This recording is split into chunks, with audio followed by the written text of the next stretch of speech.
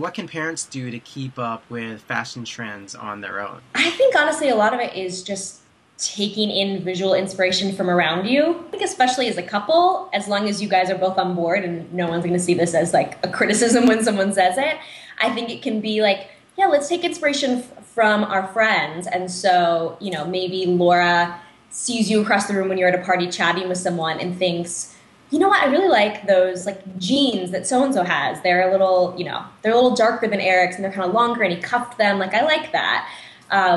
I think especially, I'll be honest, here in New York, we always have a lot of incredible people around us to gather that from. But I think wherever you are, there have got to be people around you that you notice and think, gosh, they look nice. I like the way they're pulled together. I think, again, with all the resources we have online, you can sit down and look at like usweekly.com or pinterest.com or blogs. You just kind of look around and get some ideas. What is it that jumps out at you? And then be like, why is it that I like that? Like, oh, it's because they're wearing color, or it's because it's really simple, or kind of help visually figure out what is it that I like. And sometimes I'll encourage clients to like send that to their phone, send it to yourself in an email or text message or something. So when you go into a store, you even kind of have a visual of, what am I looking for? Or you could even say, if you really feel stuck, find a cool salesperson and say like, I'm kind of looking for something like this. Could you help me, you know, put together something like that?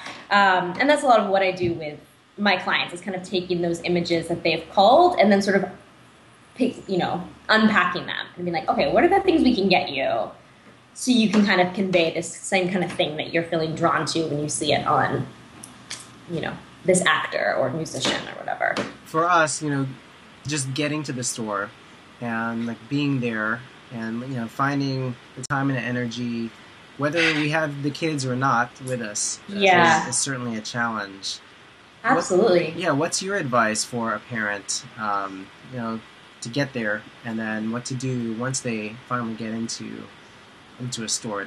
I'm a huge proponent of the wish list. It's what I always do with my clients. When we go through their wardrobe, is really whittle down the 5 or 10 things that you're looking for. And I think that, it saves you from just shopping and spending aimlessly and kind of coming home and then be like, I don't really know what this goes with. It just looked cool at the time and I saw it by the cash register. Like, it's the same idea as if when you go grocery shopping, they say if you make a list, you end up spending less. So on a personal note, I'm dying to know, what can dads do to look cool? Even if it's just like how a dad can carry himself, or accessories, or face tattoos, or whatever. All of the above. I think, I'll be honest, guys have it a lot easier than women do. There's a lot more variety and factors and variables for women. I think for guys, pretty much if you start out with fit, you mentioned earlier in the conversation, like realizing that your shirts were too big and that you can like wear slimmer cut shirts. That's definitely one of those things that is a trend, in that, you know, in the 90s, we wore clothes a lot bigger and, you know, that's shifted. So I think paying attention to the way things fit is a big thing.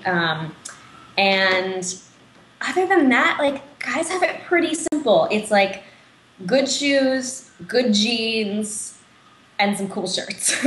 Is like a pretty staple, you know, if you get like a cool pair of, you know, boots or wingtips or whatever, that these days, especially sort of like cool New York style, is, you know, like dark cuffed jeans over, you know, a pair of like brown wingtips, or, you know, cool boots and a shirt like what you're wearing, like a, you know, plaid button down from H&M.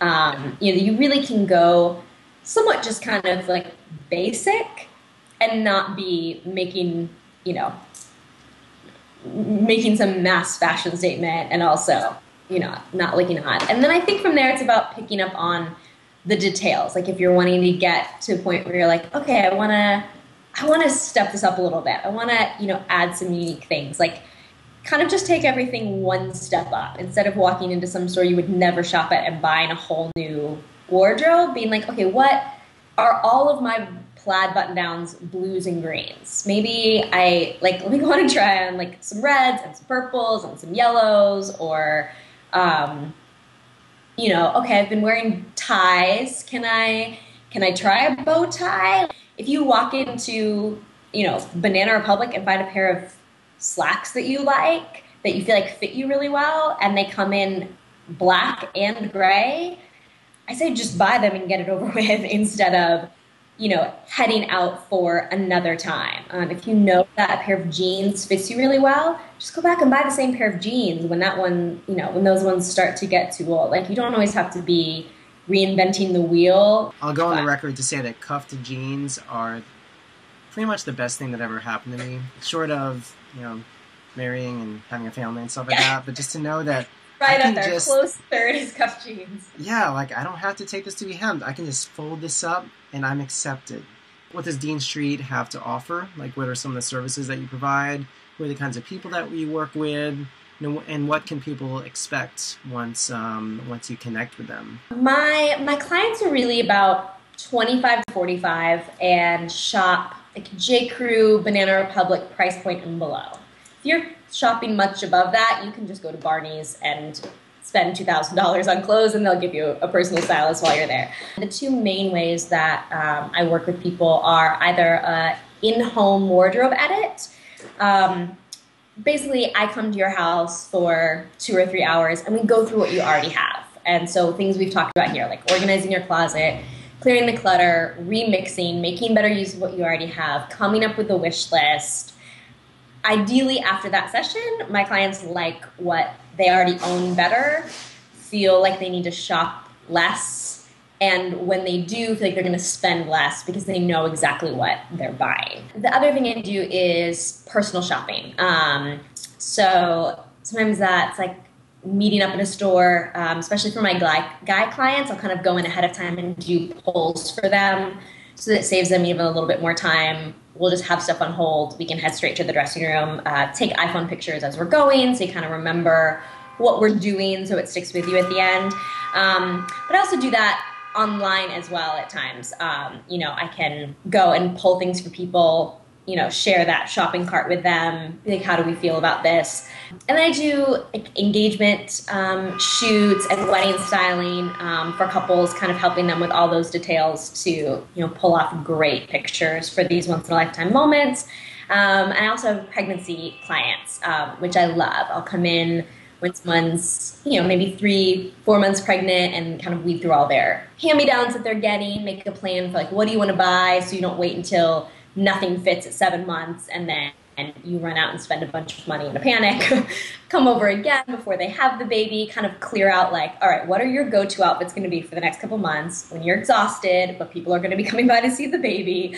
Let's like hide the skinny jeans and just make it as simple as possible to be like, these are my 10 outfits for the next 2 months.